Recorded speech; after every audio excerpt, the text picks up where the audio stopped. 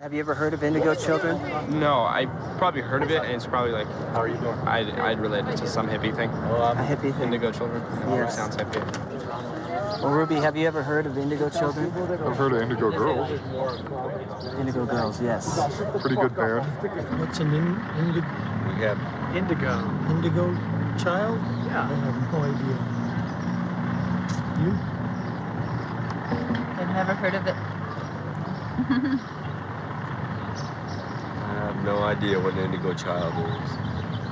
I see kind of like more of an awareness among younger people, depending on where they're from, where they come from, their backgrounds mainly. My daughter, who's 8, told me she waited a long time to come to Earth to have me as a parent, like she had a mission. So. What's her mission? Did she say? She hasn't said yet, but she seems to be really wise and really all-knowing and old soul. Maybe she's an indigo child.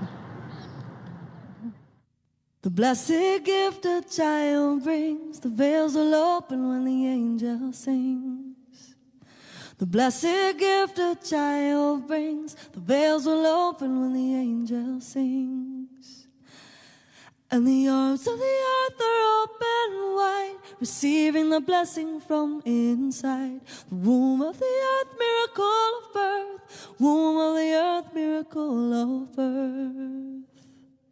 Brought here from the earth and sky, an angel of light come here to try to remind us of the simple bliss that lies within our mother's kiss.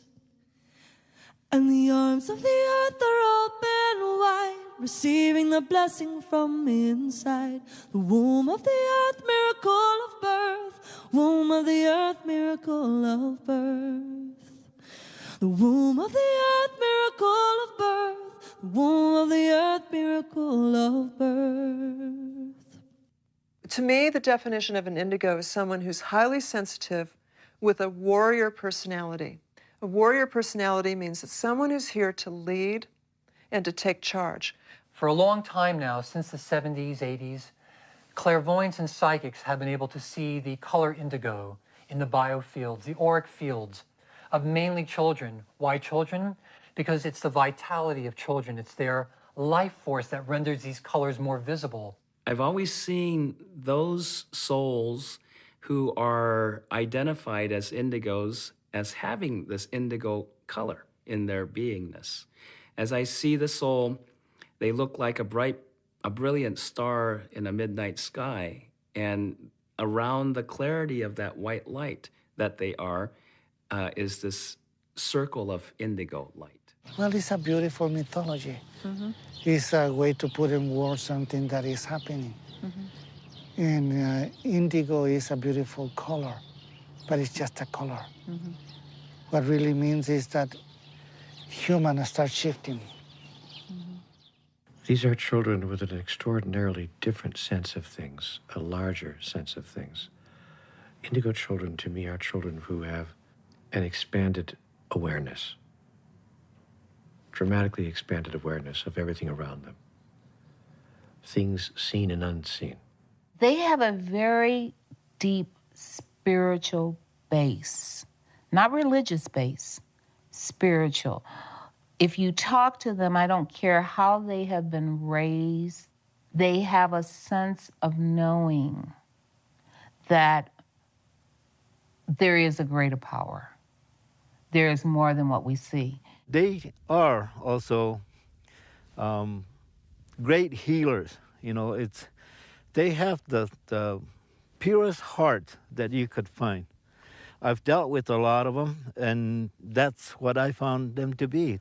人間は神の子でありますから、神の摂理、神の教えを忘れないでいる、あるいは生まれてきた子供たち。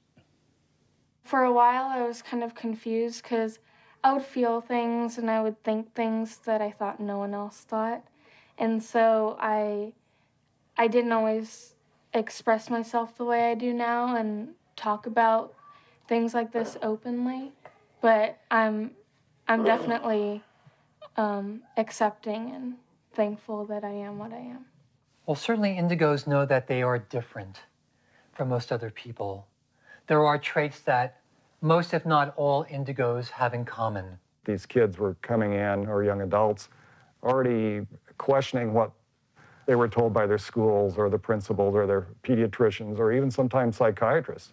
They are seen to be children who are born with special perception or special wisdom or special compassion. For me, all children are indigo children. I wouldn't just want to be certain people be singled out called an indigo because everybody is. They're just, some people have realized it and some haven't. Indigo is just a name for people who have realized it, really, and do special things that people think are amazing, but everybody can do it if they just believe that they can. When I was 4, I had many visions of meeting God, meeting new people, and my inspiration is God. And when I draw, the first time that I drew, I thought that everything could do the same thing. But as I grew a little older, I knew that God gave me this gift to share with others too. So when I started drawing, God gave me more ideas that I don't even know. I don't even know what the meaning is. Like the pyramids, I really don't even know that meaning. Some paintings are even more harder and harder to think of and know that meaning. So when I started getting a little older, I started knowing that this is God. This is totally God. He's helping me with my art. He's helping me with my poetry, my life to live, other people's life. He's taking care of me like I was a little butterfly, and he's just a little human, just covering it, just making it safe. I like him. He's everything that I have, and when I think of that, I feel like a really good feeling that he's in every poem that I write, in every painting that I paint.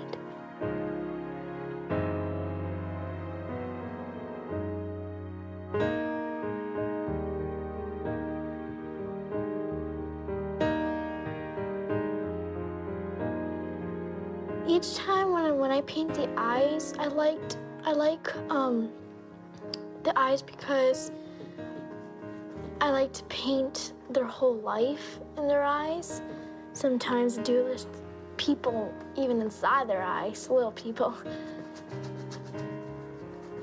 You don't think, you don't just, for example, you dream of something and you just see stuff inside your dream and you just see it. It's like exactly like writing it and seeing it at the same time. I know it's God, I really know it. And sometimes I just feel like, God gave me this gift to me, why not others? Because sometimes I'm a little frustrated because I don't get that right thing, like the right word or the right position. So I'm frustrated, but when I just start talking to God, I just go away and I start talking to him.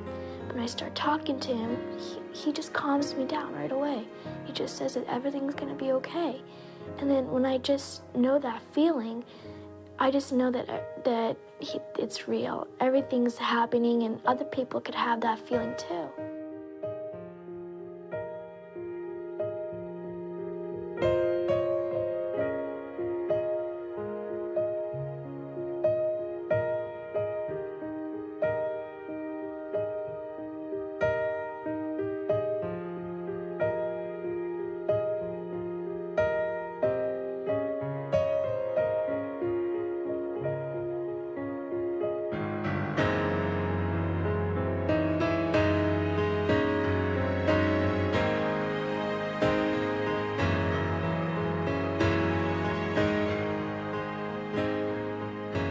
I started having this feeling of writing something down about the painting that I was sketching. So I was thinking of something, but I didn't need to think. I was just writing effortlessly. And when I started writing and I showed it to my mom, she says, what is these words coming from? And I said, it's from God. Then I just showed I used to go to school at that time, so I showed it to my art class. It's like show and tell, and all the students were like this, oh my gosh, did you write that? And I thought everybody could write the same thing as I. But when I started getting a little older, I understood that God gave me this gift to share with others, to teach others what He gave me. The day I was born, I met myself. The day I was born, I met my young mother. The day I was born, I met Christ sleeping in my cradle. It's not the indigo children, it's not the crystal children or the rainbow children, it's the children of today. So when you start to categorize, we are again putting labels on something. We're a society that loves labels, and it wants to compartmentalize, and humans kind of do it by nature. We like to put things into their place and have everything have its little perfect place where it's supposed to be. But in the process of saying that there's a separate phenomenon of indigos, indigo children, or crystal children, or whatever it happens to be, we forget that every human being that's brought on this planet has a gift. They're all gifted. We're all gifted. We all have something special about us. I would try not to use any terminology whatsoever. I would try very, very much not to do any labeling. But since this is a world that uses verbal communication, I would try to use as few words as possible. I would use the one word, developed. They have a development that is different than other people, other individuals. Say you're an indigo, and somebody comes up to you and asks you a question of something. Say it's your mom or dad, they come up to you, ask you something, or your friend or anything. They come up and ask you something about their life that you don't know about, and you could tell them what it was and how it happened and everything like that. And then they just look at you and say, "You're freaky," or something like that. I honor that there are children who are very special. However, I have not met one yet that is not or does not have the capability of becoming very special. I'd like to believe that our whole society, our whole world, is evolving together. Some may be a little faster than others, but hopefully everyone is evolving together as human beings.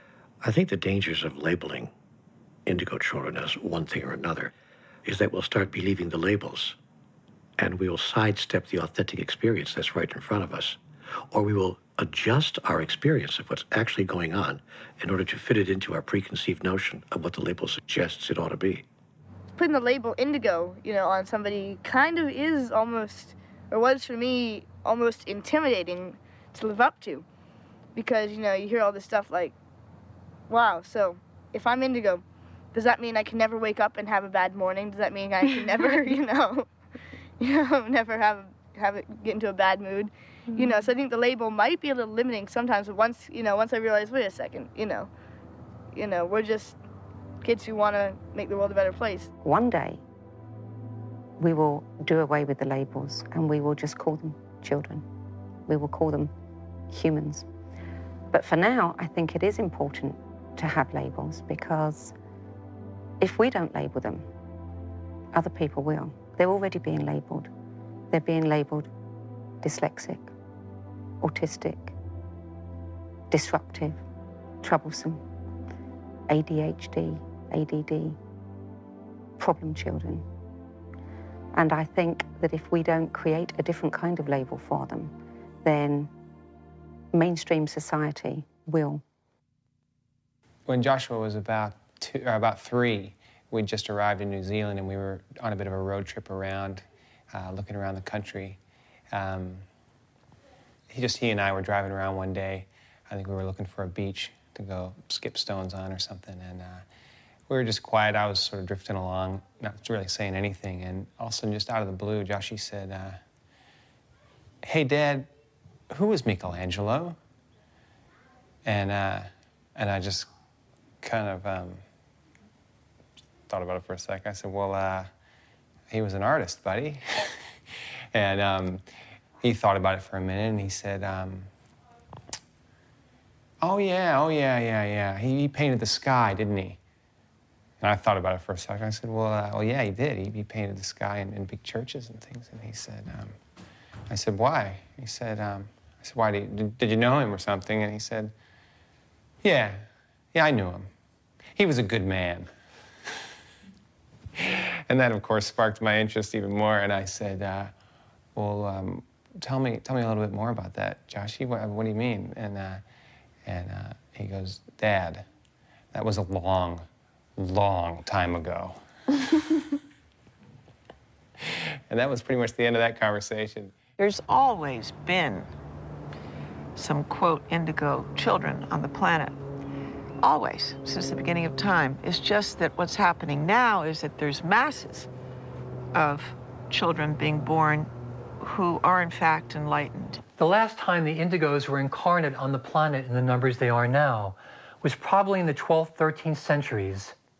And they were known at that time as the Gnostics, as the Cathars, as the Bogomils, the heterodox Christians. In other words, the heretics. Some early examples are Joan of Arc and also Bernadette Soubirous, also known as Saint Bernadette. These were strong-willed, very tuned-in young people who changed the world. Here you have, on the one hand, these kids that were incredibly gifted. Some were remembering their lives before they were even born, you know, before they were even in utero. There were so many stories I was hearing of one child who actually told her mummy that before she was born, before she was even in her mummy's tummy, she used to watch her mummy. And she actually described several things that her mother had done, so that her mother knew that she was telling the truth, because how could the child know? And she was waiting for the moment to come in, and she said, I chose you.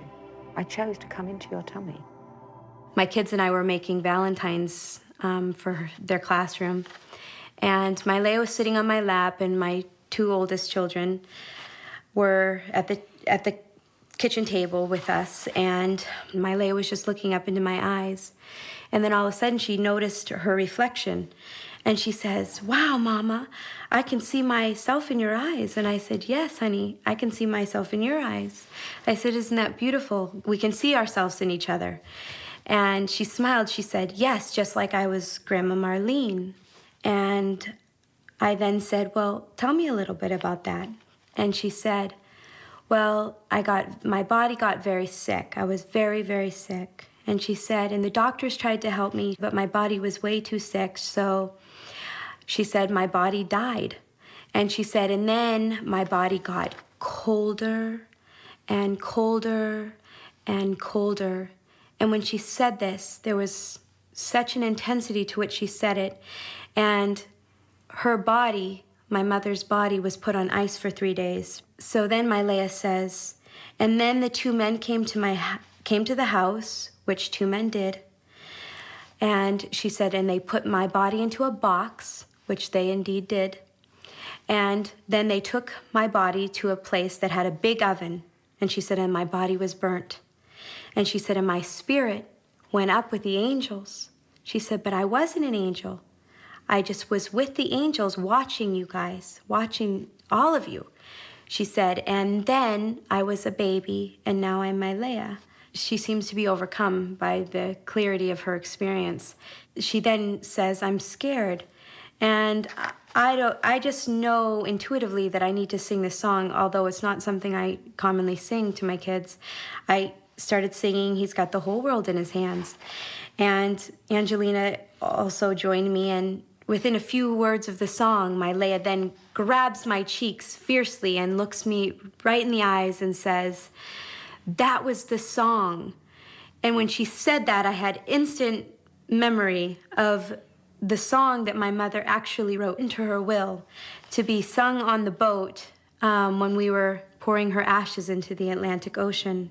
She wanted all her family members, all ages, all different belief systems, to all have absolute knowing, as she did, that regardless of the outcome of her physical healing, whether she had it or not, that her soul was infinitely in God's hands, and she trusted in that impeccably.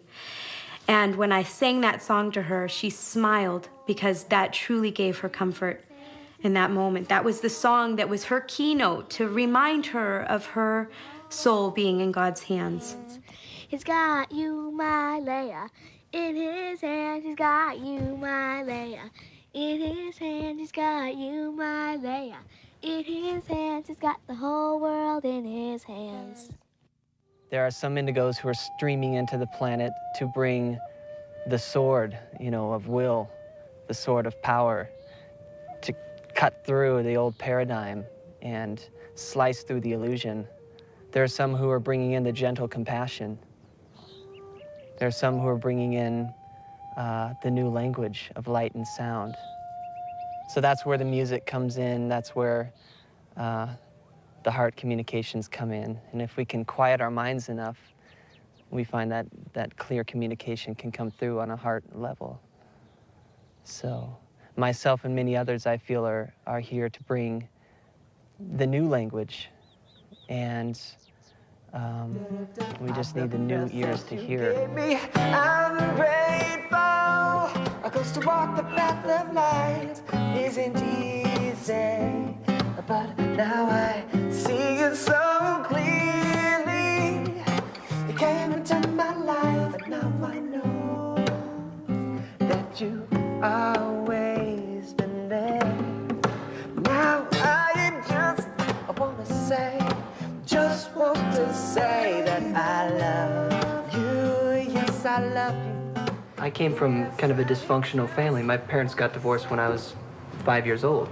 So right away it was clear to me that the outside world was not a place I could find stability in or comfort in even at times.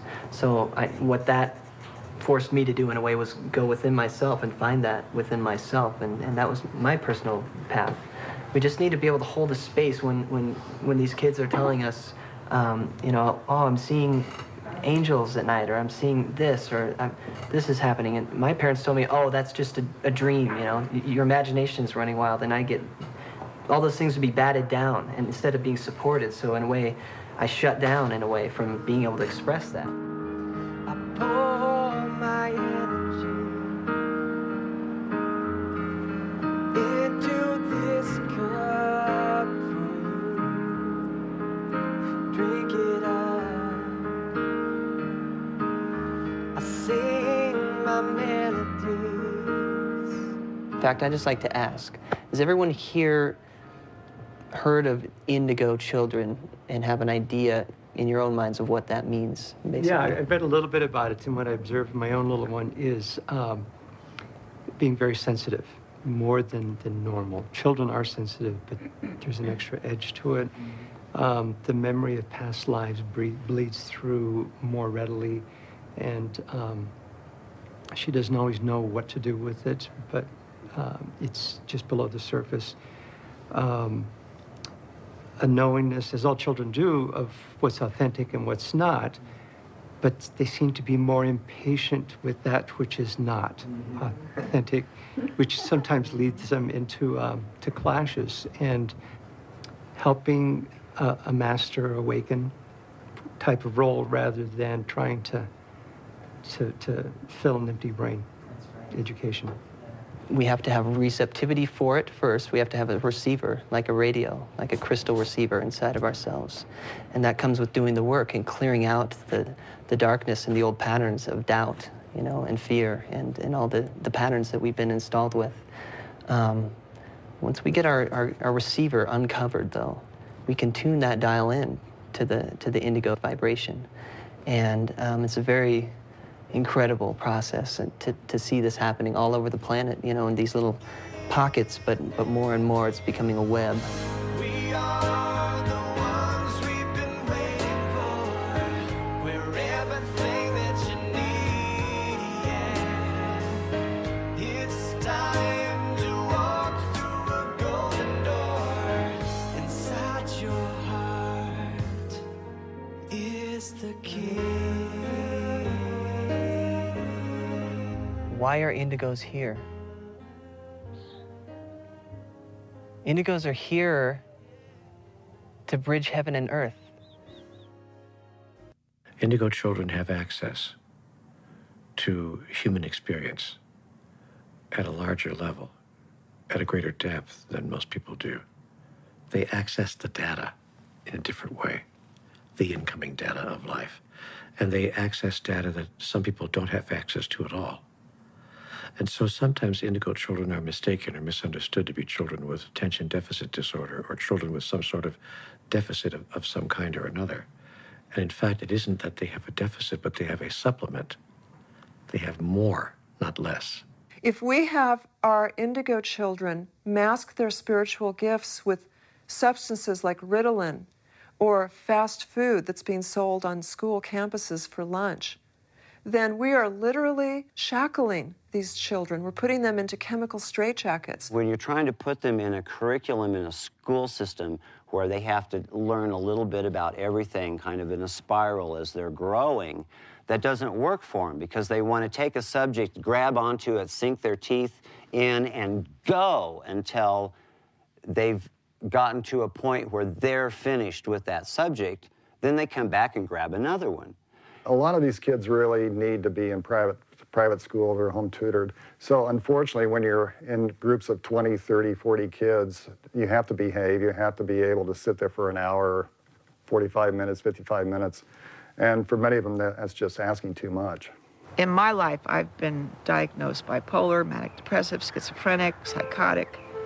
But I had one doctor who, after I had my, quote, breakdown, tried to jump off some buildings and whatnot, he said to me, Miss Kirkland, they're going to probably tell you never to be an actress again, that you're too emotional, you're too this, you're too that. He said, don't listen to them. He said, in Asia, in my country, you would be considered an artist, but in your country, you're labeled. You're, because you're too creative, you're too artistic, you're considered crazy. These kids are being, if you want to say it, sort of tripped into this hyperactivity. It's because they're getting junk food, they're getting, often they're precipitated by having mercury in their environment, mercury in fish, mercury from cogen plants. Some of the older ones have had it filled into their teeth. And then also there's the fact that the younger ones are getting it actually through vaccinations. A lot of these young children will be quite normal, and, well, what we call normal, until they're tripped into having vaccinations, repeated vaccinations throughout childhood with thimerosal, which is a mercury-based preservative. I can't imagine any kind of artificial substance or pharmaceutical or drug that you could put into the body of a child that could substitute for or provide you with more profound or deeper impact than love, caring, compassion, and acceptance. You know, a lot of indigos are labeled ADHD, which the medical community will tell you stands for attention deficit with hyperactivity disorder. But I think that ADHD stands for attention dialed into a higher dimension. What we're going to talk about today is an osteopathic approach to children with ADD, ADHD, and autism. We're really going to talk about individual care a little bit and about the full spectrum of options. We have things all the way from, dealing with just drugging them and using Ritalin or Adderall or any of the other medications that are out there. We have the choices of doing absolutely nothing and using alternative medicine, whether it happens to be herbs or homeopathy.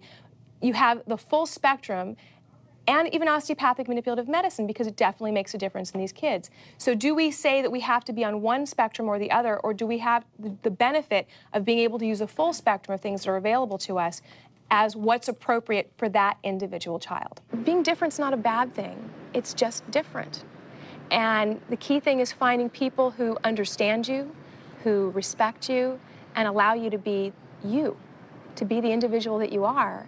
That's the most important thing, and recognizing you may not always be the popular kid or the one that everybody gets along with, and that's okay. What is normal? That is one of those words where we use it so often. What is normal? And that's different from every physician you talk to, every parent you talk to, every individual you talk to. So we have a hard time when we say, well, this kid's not normal. Well, what is your classification of normal, right? So as we start to approach these children, the things that I'm finding universally are that they're often very, very bright. Have you guys seen the same thing? Absolutely. Right. Some of the smartest kids you've ever seen. Anyone who's gifted and talented and has a passion for the world and a passion for making everything a better place, what an amazing, amazing thing that we want to actually continue to help promote these kids in feeling that it's okay to feel maybe that they're special. I think everybody's special. And when you recognize that whatever their special thing is, to help them further it so that they have a chance to blossom and become the most amazing individual, most amazing human being that they can be, that benefits the entire world in a positive way, then fine, use the label indigo. Makes no difference to me. But recognize that every child needs to have that love and that compassion and that patience to help them really expand to be the most incredible human being they can be. And the storm clouds are lifting from the footsteps of yesterday's dreams, and I know. Since 1992, according to data taken from the CDC, from the school districts around the country sending in data, autism, the incidence of autism has risen 800%. And every year it's raising about an average of 20%. And that's in relation to just overall, all other developmental disabilities are still at about 1 to 3%. Autism keeps increasing, and it's probably not going to get any less. So there's a reason they're coming here. What we find in some of the younger, highly sensitive children is a difference in communication abilities. Many of them seem to communicate mind to mind, or what science calls telepathically, with their parents. And it doesn't seem like it causes a problem until later on in life when the parent feels embarrassed that in social situations the child's not speaking verbally, or at school, of course. And so the diagnosis that these young, highly sensitive children are receiving is autism, or in some cases Asperger's syndrome. And the autistic spectrum is very broad. It goes all the way from a child who doesn't enunciate clearly, all the way to a child who seems to be in their own little world.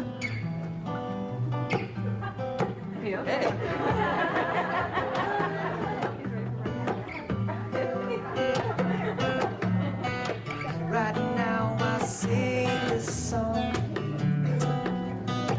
I just hope you can feel it through and through. Oh yeah, yeah, yeah, yeah, yeah. You wanna dance? Now's your chance.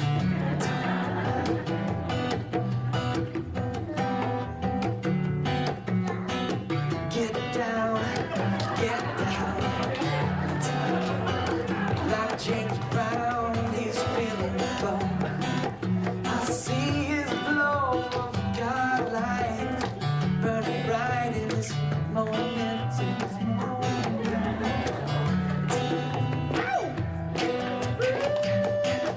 My one son, Dar, who I've been working with the last couple of years and who's emerging very beautifully out of autism and beginning to talk, and it's really exciting. I'm so proud of him. And I'm not going to talk about him anymore, I'll cry. Tears of joy. But he has a lot of sounds he likes to make. So he might go, right? And so then I'll go, is that for mum? And and I'll go, mum. And then the next thing you know, it builds from to mom to you're singing a song. Sounds like God to me.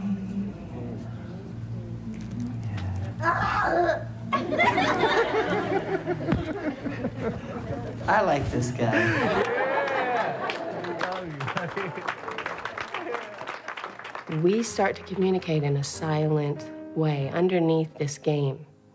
You start to connect. It's no different than if I connect with you and we do any kind of conversing or any kind of being together, like maybe driving in a car and we both see the same beautiful thing and we're connected. It's the same. I'm creating an opportunity to connect with my child, and then he, in turn, does that for me. With autistic kids, I know that there definitely been anecdotal comments about these kids having maybe more of a telepathic capability. That's why they're not as expressive. And I can't say that I've personally experienced it. I know that there are many people who've told me about their experiences personally with these kids, but I can't speak on it personally. But again, you know, we talk about that extrasensory perception that, you know, we still don't use a significant portion of our brains. And you have to wonder whether something like that isn't possible. I'm gonna make a little confession here. Okay. So at this time, I was married, and I was a little fed up with my husband, I must say. I was standing there doing the dishes, and Dar's the only one not in school at the time, and he's over to the side, kind of, you know, doing his own thing. He does a lot of this, you know, you're kind of going like that, and looking into the world within. And I'm doing the dishes, and I'm imagining having an affair on my husband, because I met this guy that I thought was kind of cute. And I'm like thinking the thought, maybe I'll just have an affair. And as loud as can be, inside my head I hear, no. But the weird part was, it wasn't like, you know, when you think the thought no to yourself, or no, I'm not going to do that. It wasn't like that at all.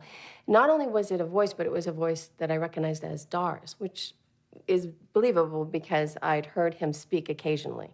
So every once in a while, Dar would say something really out of his lips. Every once in a while, he'd go, I'll take that, or I'll do that. So I knew his voice when he would speak normally. And then he'd revert to these sounds and stuff. And so I heard this no in my head, and I look over at him, and he's looking at me, and he goes, no, no, no, no, no, no, no. And he'd never done that. I was like, oh my gosh, this kid's reading my mind. He's listening to me think. You know, if we see indigo children or the way they express themselves as a nuisance or a bother or something that's difficult to deal with, then we're going to treat it one way. If we see it as an enormous gift, an opportunity to gain insight into life itself through these children as a channel to access the information that we can't access by our own devices, we will treat it in an entirely different way. The children look up to you, and you're definitely their role model. And just let the kid be a kid. I mean, if it gets out of control, yeah, but just be patient and let them be themselves. Many indigos are in trouble right now because of their intuitive ability, that they're picking up things that other people don't pick up on, and if this is not acknowledged and accepted, they begin to self-medicate.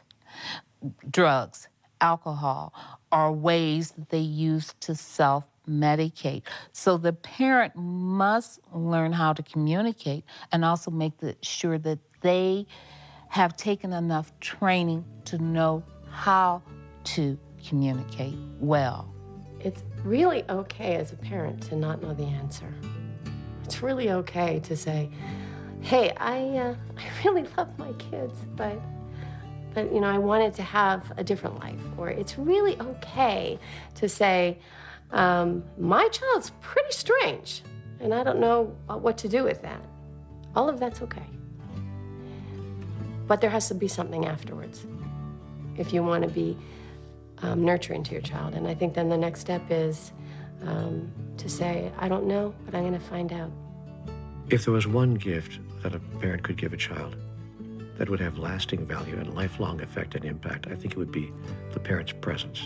And by that, I don't mean the number of hours or the number of days each week that you're there with your child, but that when you are there with your child, if it's only for 10 or 15 or 20 minutes, you are completely, totally, and utterly present and open to the authentic experience of that moment.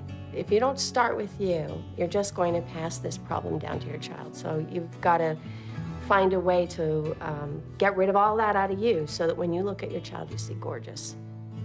you know. And there's lots of ways to do that. I mean, you can do it through books and meditation, but basically you have to say, every time I feel like my child is a problem, I have to go to me and say, why do I see that as a problem, and fix that. That the soul of this child is wise and mature, sometimes even beyond yours.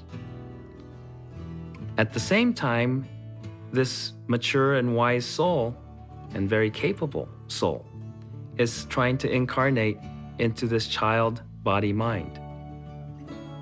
So don't forget that the child has to be raised and the great soul has to be respected. The children have an answer. Together we will stand. Like a mother, we are held by the one. Like a mother, we are held by the one. When I had Alexa and Natalie, and they were extremely, different than other kids, I, as a parent, listened to my gut, and so I channeled their talent from a very young age and got them performing and doing what they love, like their music has always been their life. They could handle a million things. They could get really good grades, and they could perform all the time and write music and do instruments and be on dance teams. Wake up, you know. What are you doing? What are you living for if you're not following your dreams? You know, you have people that love to paint, but they decide to be a car wash person. You know what I mean? I think it's really about, if you are true to yourself, then you can be true to other people, and you can really live your gift, and that way there's more harmony on earth and everything's more in sync. Really, music is what I want to do, but, you know, it's like what my sister said, I'm living two different lives. You know, I kind of hide myself when I'm here in Utah because what can I do, you know? I play music at home and I do that stuff, but when I go to school, it's just kind of, okay, back to the other half of Natalie. Nay, nay, nay. You'll almost think A to E. Nay, nay, nay, nay, because you go nay, nay, nay. It pulls out and gets too yelly. And that's what your brain wants to do, but don't let it do that. So nay, nay, nay. So it still sounds like nay, but you're thinking kind of E, because that keeps it small enough that it keeps you going there, and you get that split thing that you're feeling. Nay, nay again. My definition is someone who comes to the world with a knowing, with a gift, and they have a purpose to help the world in any way, and mine and Alexa's is music.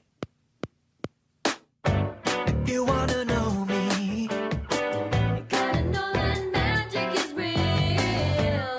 If you want to feel me, you gotta feel your heart and let yourself be healed. I just want to share what's coming through right now. And we're gonna sing it to the world somehow. The indigo is something that's inside yourself. The crystal child will be born through the belly of man. The indigo is something that we all can. Well, I know it's music. Alexa and I, we put our feelings into music, and we relate to music so much, and, you know, it's what we do 24/7, and it's just, we know that, you know, it's just something we know. Other than singing, Natalie and I do dancing, acting, gymnastics. We used to play soccer, and, you know, we've done almost everything you can think of. And I think it's good for us because it's let us, you know, branch out, not just always do singing. And that way we learned that's why we love singing, is because we've done all the things, we've tried everything pretty much, and singing's our favorite thing. And so I think it's good.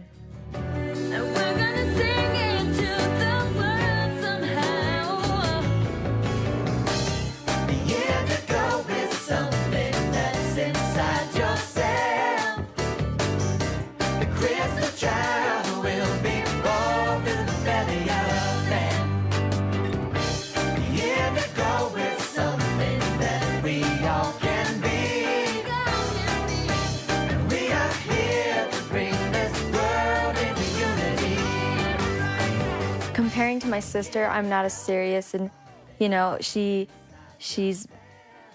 she puts all her time and effort into music when I'm more separated. I love music and that's what I do, but I like to be happy, and she's kind of just more serious and, kind of the older soul. My advice to people who are kind of like Natalie and I would be to not deny who you are, to not try to pretend that you're regular, because you're not. And every day you're going to remind yourself that by feeling the same, not fitting in and stuff.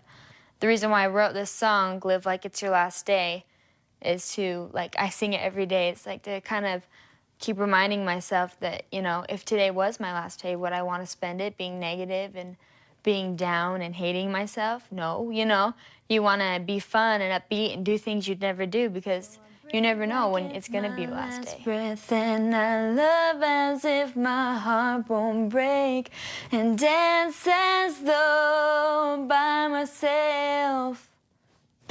Gotta do the beat. Today I don't care what you think, I am gonna live for me, and that won't ever change. Today could be my last day. I mean, children are getting bombarded with just stuff that they don't even need to see or hear or feel. I mean, I think things are so upside down, at least in this country where we're at, with what we're teaching them. You're going to go into a public school and teach somebody lies about a fictional character in history, and you're not going to teach them how to deal with crisis in their life mentally, or teach them how to eat correctly, organically, or teach them how to farm, or teach them about meditation and slowing down their heart rate in a struggle. What's up with school? I mean, Unfortunately, our country does not put in the amount of money into our school systems that needs to be there to really financially support all the educators and the school systems, and all these phenomenal people trying their best, working in this system that's just failing. My book, Be Here Now, is now the rage in high schools. So that's certainly some mark,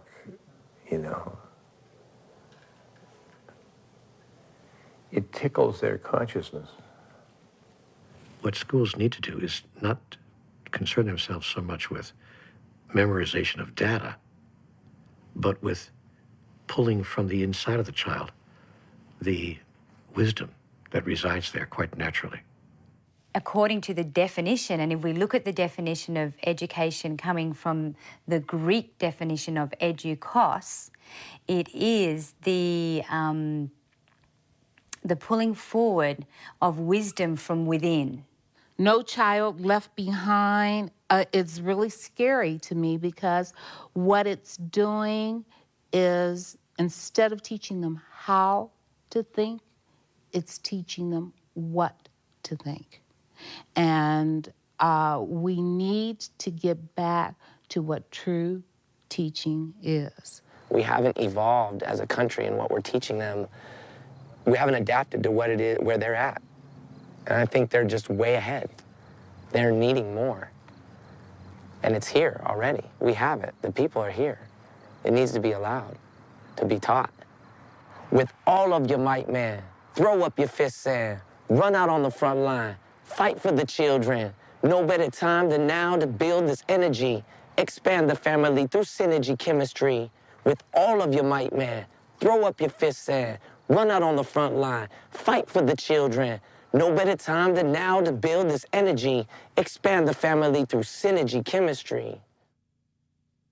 The educational paradigm is shifting, and that there needs to be something for the children of today so that they can feel nurtured in a safe and sacred environment for them to be fully and completely who they are. We've developed a prototype for a new type of schooling system that's really an entertainment and an educational learning center within the community.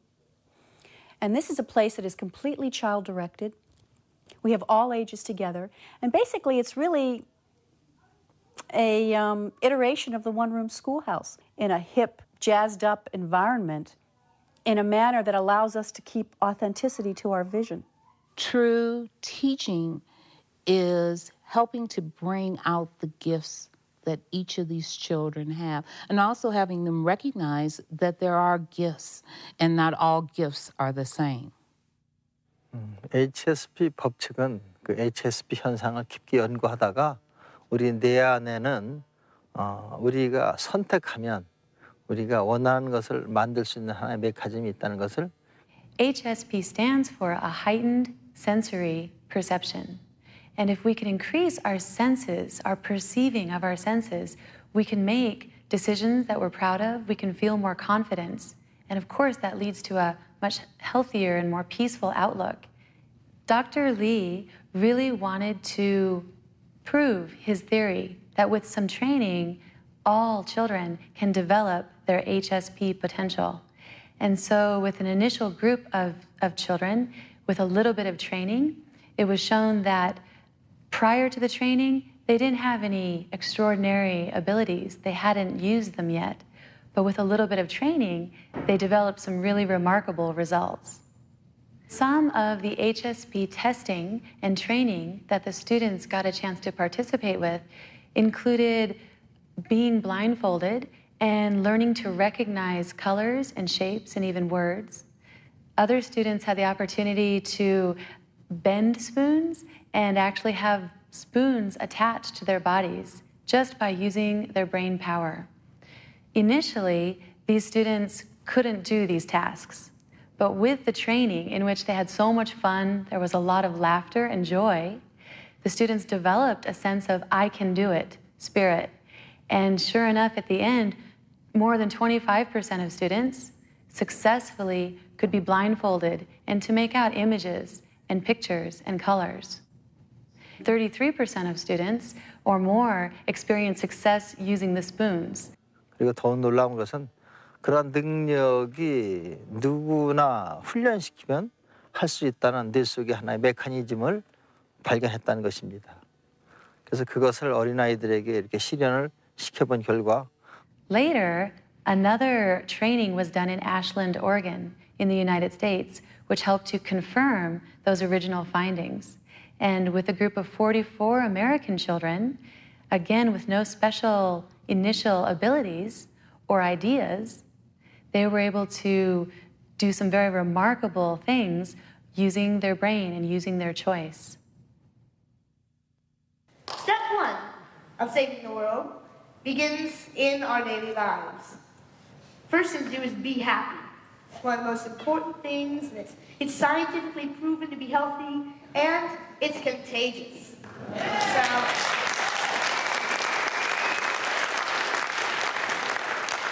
So if you're happy and you're in a public area, and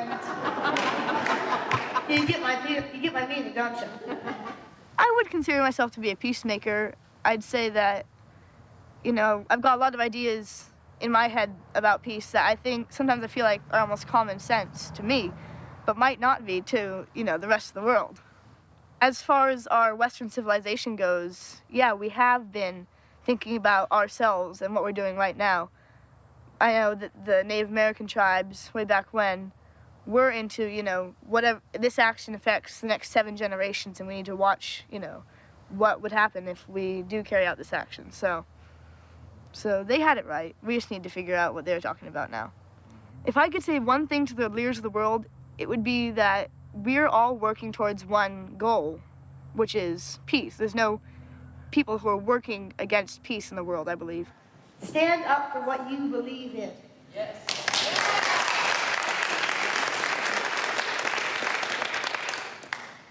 We all know what we need to do to save the world, really.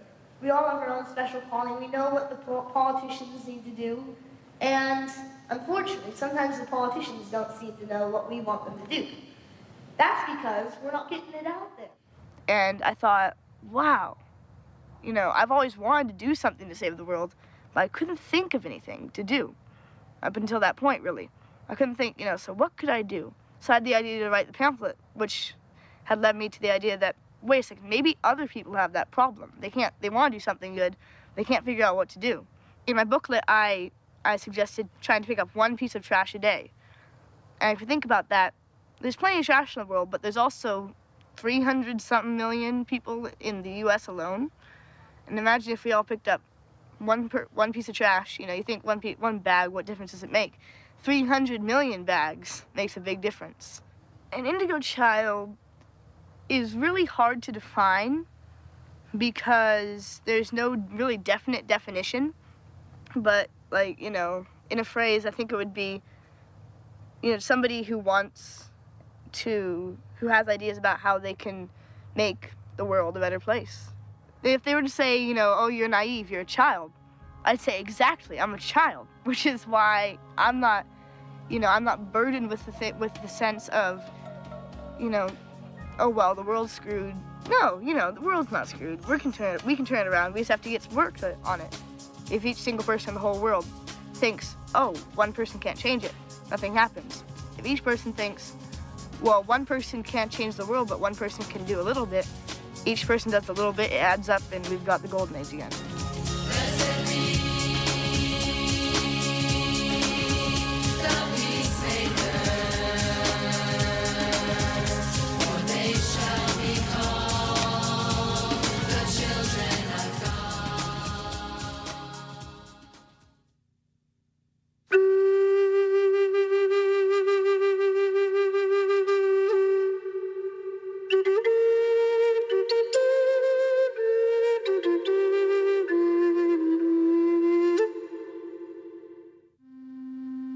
Indigos in the Native community is very much a phenomenon, but because of the history of what the white people have done with special Native American children, generally what happened was that if a Native American child was deemed as being special, that child was then taken away from the parents and then put in white schools.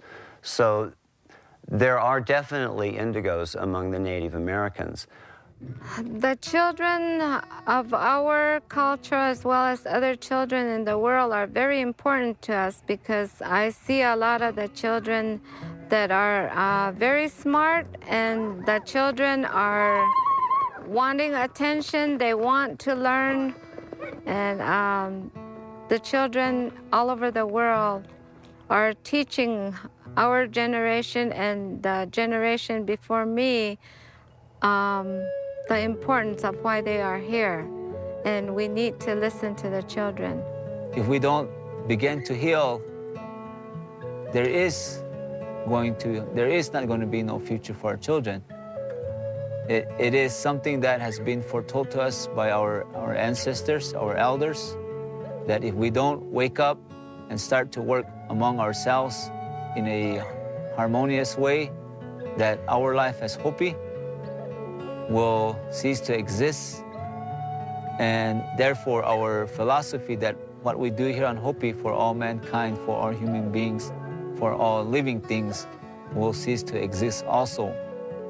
But it's all of us, not only as parents, but people throughout the world coming together, unifying and bonding together will make us become balanced again. We are all human, and we are all very important, especially to Mother Earth. Masao is our creator, and that's who we have to respect. And if we don't, it will turn around and probably discipline us. And the reason why I say that, you look at all these hurricanes, earthquakes, especially in the United States. Again, my grandfather told me that if we misuse our Mother Earth, if we get greedy using Mother Earth, then our Creator will come back to try to remind us to not be greedy of our land, water, whatever it may be. You know, in our Hopi culture, prophecy says that we're going to live in what they call Koyanisqati, and that means a crazy world or craziness. And right now, the world is so out of balance that it is very hard as a parent myself to try to instill that within my kids, because right here on Hopi, we're so out of balance ourselves. It's a sickness that we need to wake up from. I know that people say that when you're trying to teach kids, "Bye-bye," they say that statement that means, "Oh well," but we can't say "oh well," because there is still hope. We can change it. We have to change it as a people, as a whole. The people need to come back to how we are supposed to be as Hopis, and that's what I see. And I know that the kids really do want that. They really do want to know who they are as Hopi kids. When we're guiding them to be the leaders of tomorrow, we need to give them the truth. We cannot make stories about what their life should be, but give them everything. Give them the truth. The prophecies tell us that we need to look at our children, because they will be the future leaders of our groups, our tribes, our communities, and we need to gear them up so that we need to guide them through their younger lives, give them the best advice we can give them, so that they, in turn, when it's their time, can be our leaders in the future. It can be done, and we must work towards that goal. The children that are coming in today seem to have more software already downloaded into their systems. They are an evolutionary leap. They are showing us where we are going as a species. And I believe that these children come in with more neural pathways connected, more abilities that we all have, but we've lost over the centuries. Are we seeing evolution happening? I don't know. But if you have any belief in natural history and the Darwin phenomenon, then you have to say that evolution has to happen. It does happen. We're just so used to it happening so slowly that we don't get to really recognize it. Those of us that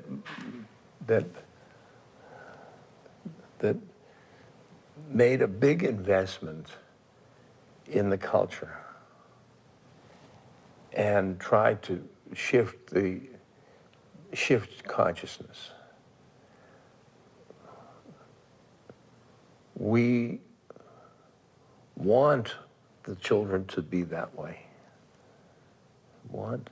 Because otherwise our actions aren't justified.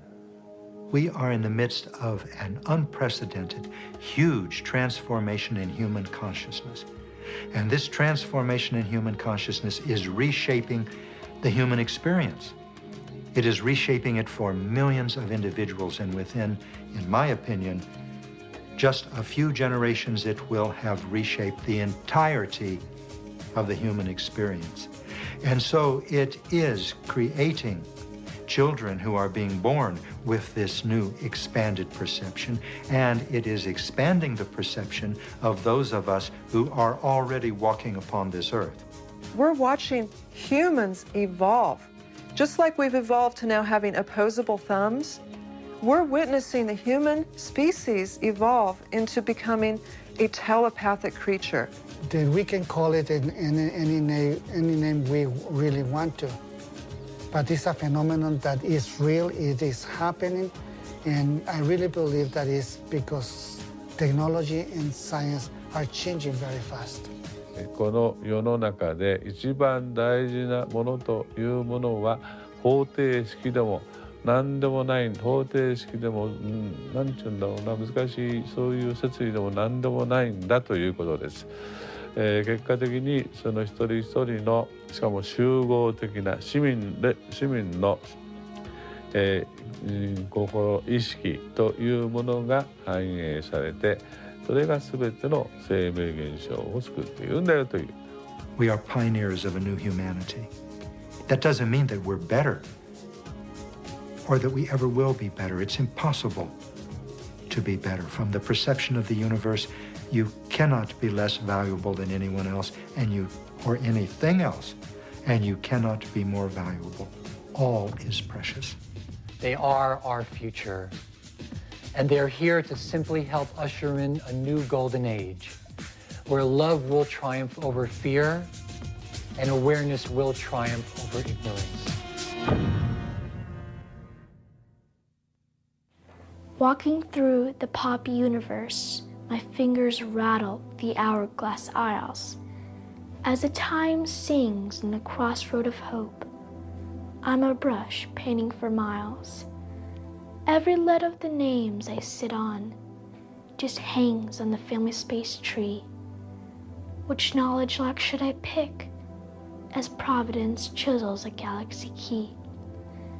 Balancing myself on just one finger, at first I thought that everything was white. From universe to universe, I jump alone just to find out I'm still a child.